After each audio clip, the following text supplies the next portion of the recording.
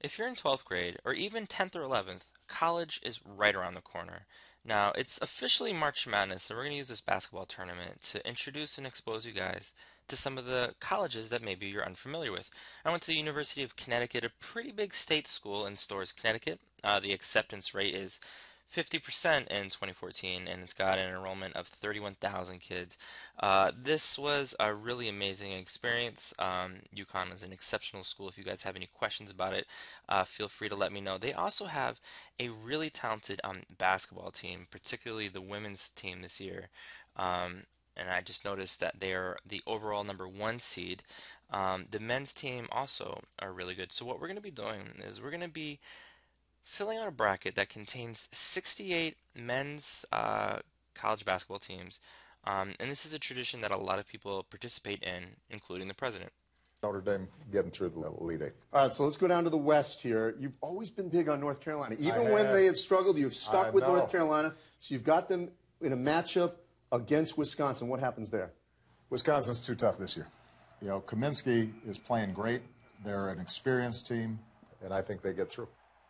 You've got Baylor against. All right. So, Mr. Obama probably knows a lot more about college basketball than many of us, right? And that's kind of the fun of this exercise is that we really don't know anything about any of these teams. But what we do know is that we have an option of winning lots of, I don't know, cool prizes through this Capital One March Madness bracket challenge. And so I'm going to click right here, and here are my brackets. So this is what it looks like, and I've selected my teams already, and I'm going to have my school, the University of Connecticut Huskies, as the national champion. What are you doing, and how does this work? So you're going to get a link that looks just like this, and you're going to click this little plus that says join or leave. You're going to want to join it. You're going to want to sign up, and I'm going to sign up with just a random email that I occasionally use. You're going to come up with a password, and you're going to pop in a quick zip code. All right, so let's create the account.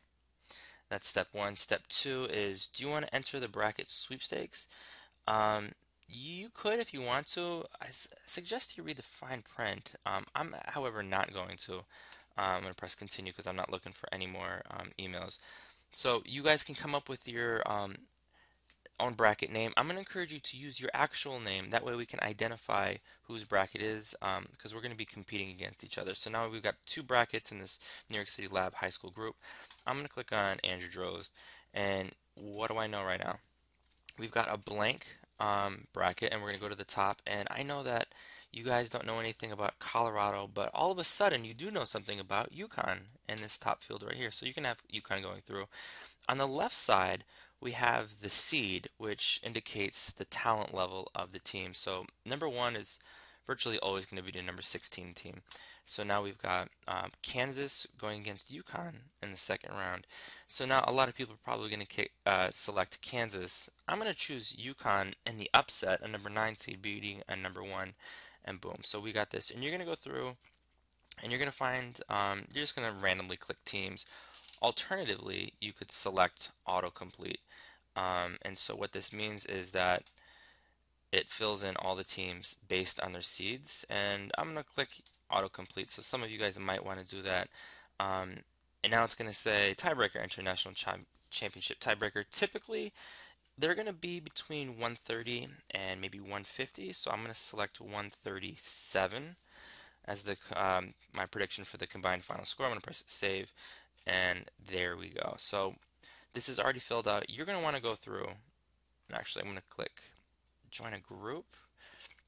You're going to want to make sure you join a group. We're actually already in the New York City Lab School, so you're good. Once you save it, your entry is secure, and all of a sudden we're going to see all of your names populating this New York City bracket list. Next, what we're going to do is we're going to be creating college posters. Stay tuned for those instructions.